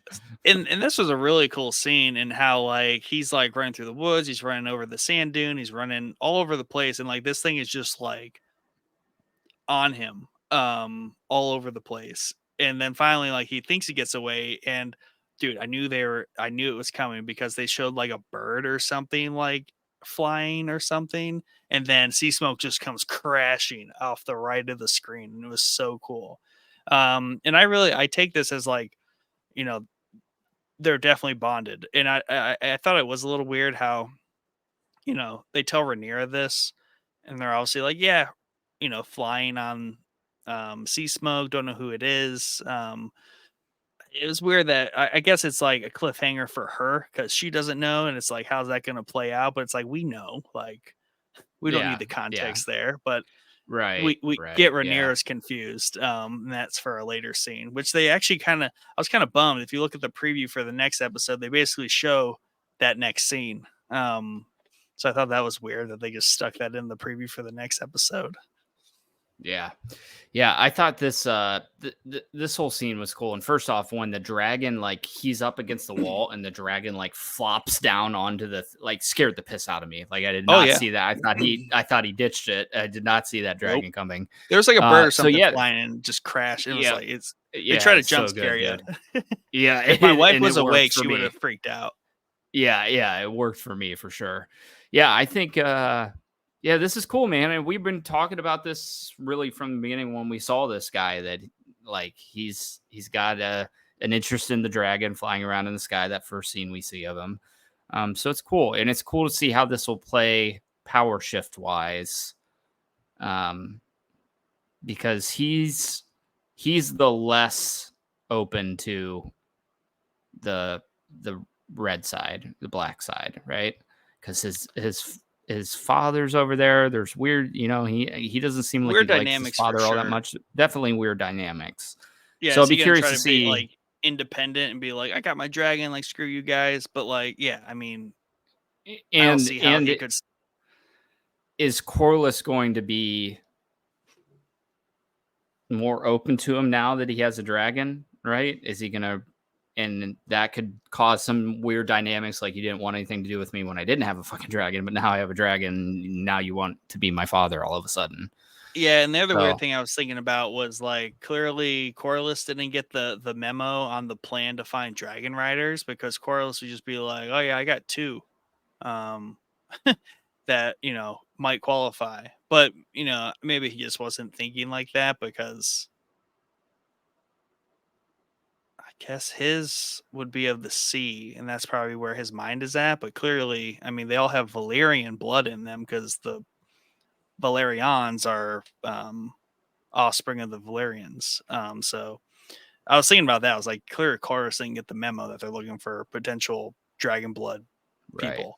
yeah, But also, kind of like Rhaenyra hears this news, but she was having another intimate moment. Well, another special moment with Mysaria in this time her chamber, and Rhaenyra, I think, is like kind of like second guessing herself or something, and just like struggling with her advisors per usual. But like Mysaria is just like, I believe in like you as the queen, and like I'm just straight up here for you. And like Rhaenyra just rolls over, hugs her. We have some like very intimate motions, and then finally they kiss. And like I was like, that landed fairly well. I was like, they did set this up in like earlier in the episode.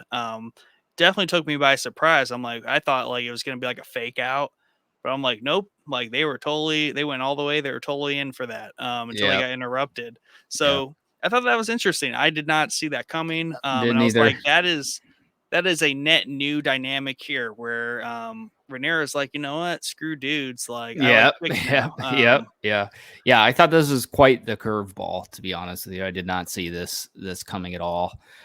Even like halfway through the scene when she's like somewhat kissing on her neck, I Yeah. still wasn't committed to Yeah. this is happening. You know what I mean? Usually they get broken up before Yeah, they get to that point, and then it's yeah, like, yeah, that was just a thing that we're just not going to revisit. yeah. But they're allowed to go like all the way into the kissing. And this also, I mean, I think this was also a little evident in season 1 with Allison. Like they were always very strongly Very, bonded yeah, together. yeah. So like she it's not out normal for her character. I think it fell very well. Yeah, yeah, um I didn't think it was either. yeah, which is really cool, because usually like those things like are hard to land in a natural order of things, especially when it's not like these characters are gay or open Right, to being bisexual. Instead, right. like they work the narrative that way to be like, boom, there it is. That checks out. Like it Yeah, wasn't too abrasive or like out of left field. I agree. Yeah, I agree. Yeah, see, this will be an interesting little dynamic moving forward. Damon Man, needs to go back and maybe reclaim his wild wife who's going a little off the off the deep end here. yeah, but here that's the weird thing though, is like Damon slept with both of them. Oh yeah, dude, I totally forgot about that. Yeah, my gosh, yeah, you're Because I was right. about to be like, yeah, Damon's gonna come back and be like, oh, wait, like chicks now, but instead Damon's like, oh, so my two girlfriends like each other now. Like that's Yeah, yeah. convenient. Like, so yeah, that's gonna be weird for Damon, who is probably gonna be coming in next time. Like he has quite the story to tell, whatever this pans out as. So like he's already in a very weird place. So if he comes back and like Rhaenyra's just like, yeah, I'm kind of Messiah now, and he's just Yeah. like, what? What is going on? He's like, I knew I That shouldn't witch take is you. messing with my head again. I know it. Yeah, he's like, I knew I should not have taken you down into the Yeah. streets of King's Landing that Yeah, night. It yeah, really messed you up. yeah. This is all it. And again, though, like it also speaks to like her need to kind of like, well, this is funny. So Yeah. Amond, I don't know who was getting the lecture. Lecture about what? Well, no, never mind. It wasn't a lecture, but it was just like, Eamon very much comes in and he does what he wants. He's not doing what he should do by his advisors. Right. Whereas, like, she's been struggling with doing what she should do per her advisors. She's kind of stepping into doing what she wants. Like, she's just kind of shedding the whole, like, I should be this, I should do that. And she's just kind of doing what she wants. And, like, it all started with, like, Masara. Like, she wants to somehow have an influence and impact on what's going on out there. She's able to do that through Massaria in King's Landing. So like she's feeling this power and she's figuring it out. Yeah. And she's kind of just starting to do what she wants, which is like Damon. Damon does whatever he wants. Um, so like this is also like the idea that she endears Damon for how he is and how free he is. So like Yes. she's Yep. slowly kind of figuring out how to be Damon. Um, and like that's why they kind of endear each other, is because like he wants to be the heir to the throne and like have all that admiration from his brother, which was her Yep. father that she got, and then she wants to be free and unhinged like Damon. So it's Yeah. like it's a cool dynamic there It is. with Really. that scene. Yeah. Good points for sure. Um, let's see here, but yeah. So then, yeah, she takes off and on Cyrax, and she's and like Jace is like, "Oh, mom, you can't leave the, you can't just leave." I don't know if he says that, but like he definitely has the reaction like, "No, mom." So she takes off, and that's going to be cool because she's been dying to get on Cyrax and go do something. So she'll be damned if she can't go inspect the brand new Dragon Rider. That definitely seems like in her wheelhouse of responsibilities. Like, who else is going to go do that? Yeah. Yep. Um. Oh, there was a note here from the one article I read that the Dragon Keepers, they have it's dragon glass Oh, is that what? daggers they have. Oh, cool. That's cool. Yeah. Oh, you Yep. know what? I think you can see it pretty vividly when he Yeah. does it. It's not like a It's knife. not a It's a clean looking jagged. dagger. Yeah. It Yeah. looks dirty, man. Like Yeah. went in for it. Um so yeah. It was a good episode, but again, like a bunch of stacked little scenes. And again, hour and 8 minutes plus plus plus 5 minutes from last week's episode. Yeah. Um Yeah. I don't know, dude. I even though really there's a lot of important scenes in this episode versus last episode, right? And we talked about last week. I was just not feeling it. I don't know right. what it was about last week's episode, and I don't know if that was just we were riding the high from the battle before, and then it felt like shit to go back down to normal House of the Dragon. But this episode, I love this episode. I thought it was Yeah. great. Yeah, there's a No, lot of big stuff that happens, big snippets. We have a new wild dragon. I think We I have, think go ahead. we get the right amount though, and that's what the last episode definitely lacked, was any sense of like action. We got the riot scene, which we forgot to talk about, Yeah, as we packed in other scenes to talk about. But like we got the riot scene of Allison and Helena like probably nearly dying, if not being like captured and stuff. Like Kingsguard died in that. It was yep, a mess. We got the dragon like sea smoke chasing Adam, like that was exciting. We got Lannisters at the very beginning. So there was there was still action packed in here, even though it wasn't like a battle, but like there were still action pieces of it, right. which was Yeah, enough to kind of elevate it out of the very mundane contrast that episode 5 had against episode 4. yeah, Um, and yeah, then even half of the things in episode 5 really just fed everything that happened in episode 6. So episode 5 just kind of got stuck with the burden of coming after probably the one of two battle episodes that we right. get, and also having to continue the story mid season. So Yeah, poor episode 5. And maybe it was a director thing too. Like I really liked how this director approached this episode and, gave it the whole like lots of character pans as they're talking and stuff like that. I think just little details like that elevated this yeah. episode. I think that we'll have to see here because the previews for next episode did not feel like a penultimate episode preview. You know what I mean?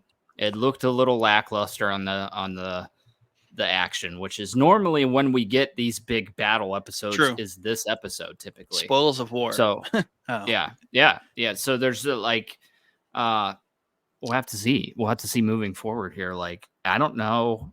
I hope in my heart that we get another battle scene this season, but I I mean, I think we're dancing around Harrenhal here, right? We've got armies Harrenhal is moving into definitely the Harrenhal. goal of the season. It's just It's the taking time. goal. It's taking a long time. So I'm hoping that I don't think we're getting it next episode as I'm getting. I think the battle, if there is one, and it's like maybe a 70-30 split for me currently. I 70 think for there is a battle, 30% for there isn't any more battles in this season, but I think it's certainly going to come in that episode 8. flow and evidence of how they're structuring this season suggests to me that episode 8 will be have a battle in it, and it will be the cliffhanger of the season. Yeah. Um Whereas, like, sometimes we get the final episodes being kind of like the bow on the season. I really think this season's going to have a huge cliffhanger and or like something very dramatic happen at the end. I mean, last season had the same thing. Luke literally got chomped out of the sky, and that's how we kick up, the next season. So I think we're going to end with the big, the big thing that really kind of hits home this season. That's going to cap the season for like what it all built to. I Yeah. think next episode is going to be the kind of like the capstone on episode 5 and 6, building toward just like 1, 2, and 3 built to 4. I think 5, 6, 7 are going to build to 8. Yeah. Um, and I think this next episode, I think they left out the bigger next set pieces because mostly I feel like what we saw in the preview was just like a continuation of what we already know is Right. coming. Right. Um, I and mean, like I we feel like do. Yeah, you're there's a probably Damon right. reveal, there's a potential Otto reveal. Yeah. I think And that we do see Vagar flying in the preview, and yeah, that dude's not coming out for a joyride, right? yeah, So there's a good chance they just left all that stuff out, and that's fine. I'm here for it. Just yeah, we need some action, man. We need to pump up the action in these final 2 episodes. yeah. I feel like halfway through this next week's episode is we're gonna get some sort of movement Scuffle. with Damon. Yeah. Yeah. Damon and like we have armies on the march. We have the Greybeards coming from the north. We have the deal with the twins. We have the Lannister and the Green Army coming from the west. We have the River Folk here. We have Cole marching out of King's Landing. So there's a lot of movement on the board that they're kind of not showing us, but they keep Right. talking about. So Yep. like it's all going to kind of come together here at Harrenhal, which either Damon is going to come out of it all this next episode, or like he's going to wake up and it's like he's under siege or something. I don't know, but like I think it's going to really kind of shit's going to hit the fan by the end of next episode, and our action piece was going to be like maybe they're just going to give us a straight hour of just banana stuff Yeah. for episode 8. I don't know. Yeah. We'll see. We'll see. Curious where we're heading. I'm liking everything that we've built to this point. I like some of the things that popped up in this episode. See Smoke getting his rider. There's a new wild dragon out there. Yeah, there's a lot of good stuff coming. So, well, we only got 2 episodes, man. Which I know. sucks. I wish it was 10, but I get You it. I know, get it. season 1, very similar pattern. 1 hour, high 50s, or an hour and like 8 minutes. So Yeah, they're not really extending the episodes that much. They're kind of like right in line with them. So we are not seeing enough run times to like justify cutting out 2 like yeah, yeah. hours, Right, right. which is Yeah. unfortunate. So we're not getting paid back there. Nope. So they have to give us 1.5 hour finale with 30 to 45 minutes of just straight brutal warfare. Brutal warfare. Yeah, I'm in for that. I am in for that. Yeah, I just don't want them to get on this track of let's do shorter seasons. They fucking piss me off in Game of Thrones. I don't want them to do it here. I get that. I get that we Season three is gonna be 6 episodes, six. and Yeah, season and we're 4 just is gonna gonna be 4, yeah, and then dude. Yeah, the last one's gonna be that's a movie. yeah. That's what I'm saying, man. Like I don't know. They're doing that with Demon Slayer. The final season of Demon Slayer is being split into a trilogy of movies. Mm. And I'm like, it's been all building to this point where we're at in Demon Slayer right now. And now we have to wait for 3 separate fucking movies. Like, no way, dude. That sucks. That's not fun. You know, they wanted to do that, I think, with Game of Thrones as well. They want that final season, they wanted to do movies, and HBO shot it down. Yeah, that'd be dumb. Yeah, not here for that. No. Well, yeah. Hopefully we're just like in an updated 8 episode format for whatever Yeah, reason. yeah. 2 years later. 2 years later, yeah. But I mean, I also get it though. If they probably made the decision that they want to do 3 to 4 seasons, which in case I can tell moderately, and not to its disadvantage, that they're stretching the story out here and adding stuff, and they're not moving as quickly as they probably could through the events. Yeah, that's what makes me think, dude, that they're gonna go longer on the seasons because there's a lot of battles in this war. And we've gotten a couple here, the Rook's Rest one. We've gotten the Flaming Mill or whatever they call the Burning Mill, war, yeah. Burning Mill. But those are like snippets. There's a lot of big battles in this that I would love to see in some capacity, even if it's a 15-minute montage of something happening. I don't want to be skipping over all the big fighting. This Yeah, is a war, let's remember, you know? but that's the thing is that they've really this season is like only consumed a month of time in their Yeah, world.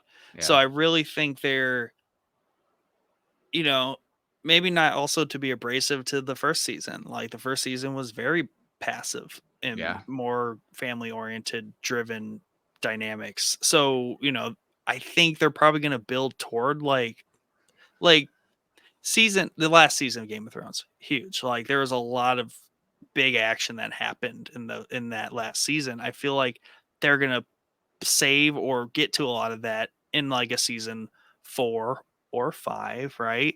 Um, so I'm not mad that they're stretching it, and I think it's fine because they're doing a really good job filling the time yeah. to explore characters and show us locations and Yeah, I have no problem with them yeah, stretching it and everything. And like we said, I mean, that's a guess too, right? That they're stretching it. Like we don't know. We didn't read the book, so we don't know that they're stretching it. I mean, you would presume that they would have to not stretch it, but maybe fill out the stories that were in the book because it's written like a history book. So it's just going right. through the big events. You're gonna have to fill in the gaps in the middle, and that's maybe gonna be That's gonna seem like they're stretching the story per se, but I think they're just adding context, not stretching. But yeah, I just know that there's well, we might have more than 4 seasons of content here. I don't know. We'll see. Yeah, and the one thing I haven't seen is I know we did get that earmark like episode 2 or 3, like how many pages we were through it. Yeah. I haven't seen anyone really note that. So like that's where I think that's where I get the idea that they are stretching it. Let's see here. But like I said, I don't think it's stretching the story. I think they're just adding context where context wasn't in the original book, right? Because it's Mhm. not written with dialogue and all this stuff. So it could seem like they're stretching it, but they're really just telling the story, you know? Yeah, for sure. And this it's best I think the best I can find is like we're halfway through the book. Um so, and I feel like we don't have much more story to uncover this season, and I feel like that feels like a 4 season, but Yeah. like you said, maybe a 5 season, and I think that would be very admirable of them to stretch, a singular book into 4 to 5 seasons. That's pretty good. Yeah, but you have to remember it is a singular book, but it's not a book that has dialogue in it. If it was a book Right. with dialogue, this would be way longer, right? Right. If all the dialogue stuff was in there, it'd be way longer. So it's just snippets of the histories, right? So Yeah. we have to unpack that. So I'm, to be honest with you, I feel like I'm shocked that they're halfway through it already. Because But here's the thing: is like how much, right? Like at some point, like the battles and all the events just kind of unfold. So I feel like they could really stretch all those events with a lot of just moving of the chessboards and our right, usual Game of Thrones patterns. So um, it's already renewed for season 3. yeah, I think there's definitely at least 4 seasons, which is great. yeah, But back to the point is that's probably why they've gone to 8 episodes, is to say, if they did 2 more episodes of an hour, that's where I think they would already have had to introduce new story elements this season, which we're yeah, not really getting any new ones. makes We've kind sense. of Yeah, have them established, and we're going to see everything through before they yeah. start the next set. It makes sense if that's the explanation is we're telling this Harrenhal section of the story, we'll call it. Yeah. We don't want to add too much, so we need these 2 episodes removed. Otherwise, we're going to have to start adding. That makes perfect sense. I just Yep. don't want them doing it from a laziness perspective. Like, let's just have 8 episodes. It'll be better to our Nothing about budget to this. do 8 episodes, you know? Yeah, nothing about this series has been lazy. So I think we're more on the Right. side of like that was a Yeah. creative decision to get more seasons Yeah. out of it, which is good Yeah. because it would be very unfortunate if it was just 2 seasons they breeze through it, because they have so many good things stacked in their favor as far as Right. acting, investment in the sets. The investment in the sets is definitely not something, I mean, they're not going to throw that stuff away. So that really makes me Right. feel like we're, maybe 10, there are like 10 episodes just to see how it goes. Went awesome. All right. Let's tighten up the seasons. Let's stretch it out. Let's settle in and have a really good series. Yeah. So we might have to do this for a while, Chad. I'm in. I'm in. I am in. All right. Anything else? I don't think so. No. I think we hit it all. There's always like weird random There's always scenes that one slip scene. the Yeah, there's always a mind. random scenes we forget, but Yeah. they come up in next episodes. Yeah. Yeah. Oh well. All right. Well, that's all from us. Head over to Showboy, or our patron. Link in the video description. Sign up. Got a lot of cool things going on there. If you like Pokemon, we do have a brand new tier for Pokemon fans. You can also join our Discord. Mike has an entire section of our Discord dedicated to Pokemon everything, and he has his crew of Pokemon enthusiasts, we can call them. Where that's all they obsess about. So yeah, go over there, sign up patron. We're doing the Pale Beyond, great little video game that we're playing as a podcast that comes out every month. We do need to record our content for August on that, where we'll be covering weeks 30 through Yeah, 40 I'm of gonna have that to. game. So Yeah, what do we have a date for that? no. I should probably get to playing then, huh? Yeah, we'll see. It'll come. But yeah, go sign up on our Patreon. Other than that, like, subscribe, and see you next week for episode 7, penultimate of season 2 here for House of the Dragon. I'm so excited. Me too. So excited. Peace.